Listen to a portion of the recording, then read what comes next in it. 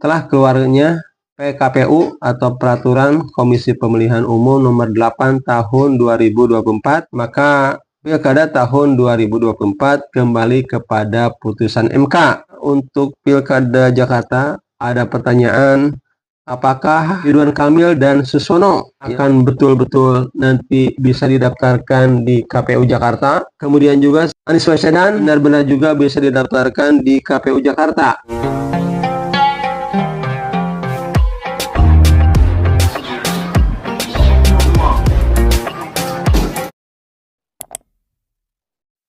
Assalamualaikum warahmatullahi wabarakatuh. Sahabat-sahabatku, selamat berjumpa lagi dengan saya Effendi di Effendi Advokatan Channel, sebuah channel yang akan membahas masalah-masalah kemasyarakatan yang diulas secara populer. Apa kabar sahabat-sahabatku? Semoga sahabatku sekalian selalu dalam keadaan sehat walafiat. Sahabat-sahabatku, mari kita lanjutkan pembahasan tentang pilkada. Kali ini kita akan membahas lagi tentang Pilkada Jakarta. Setelah berlakunya putusan MK yang pasti akan digunakan pada Pilkada tahun 2024 ini, dikarenakan telah keluarnya PKPU atau Peraturan Komisi Pemilihan Umum Nomor 8 Tahun 2024 yang telah ditetapkan bersama-sama antara pemerintah, DPR, KPU. Artinya pasti pemilu tahun 2024 ini menggunakan putusan MK.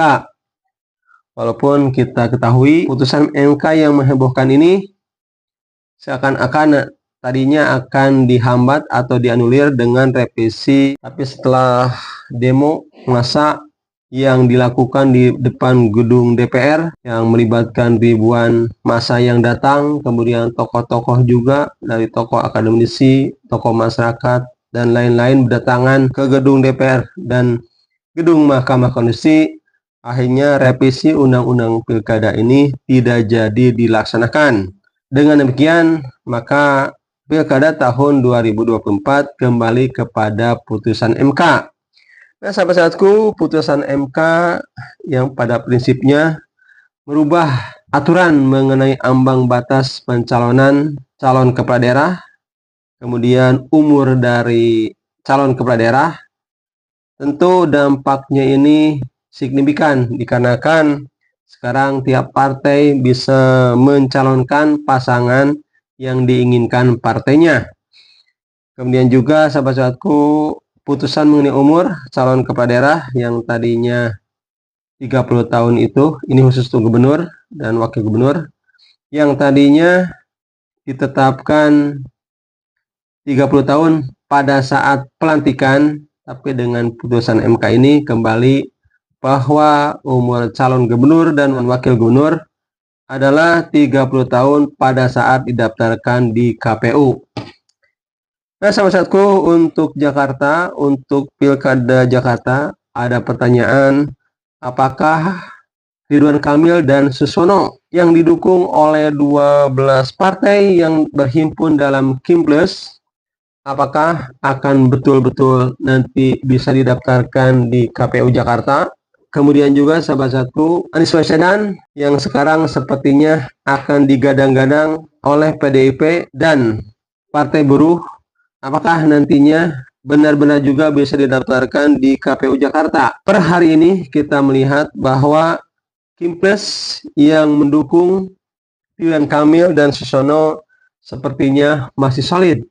Tidak ada satupun partai dari Kimples ini yang mengusung calonnya sendiri. Ini sampai detik ini pada saat saya bikin konten. Demikian juga sahabat-sahabatku, sepertinya Anies Baswedan ini akan diusung oleh PDIP dan Partai Buruh. Walaupun ada demo dari PAN-nya Ahok yang menginginkan bahwa calon gubernur itu adalah Ahok atau Basuki Cahayapurnama.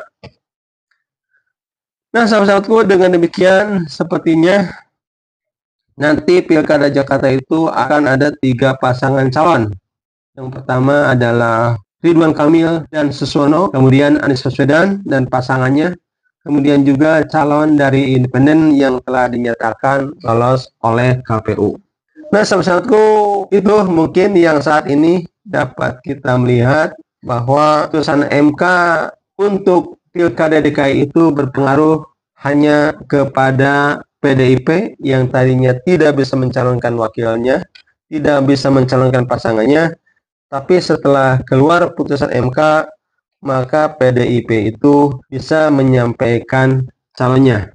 Nah, sahabat-sahabatku, mudah-mudahan Pilkada Jakarta yang nanti akan dilaksanakan pada bulan November tahun 2024 dapat berjalan dengan lancar dan dapat menghasilkan pemimpin yang bisa mengurus kota Jakarta ini menjadi kota yang sejahtera dan maju.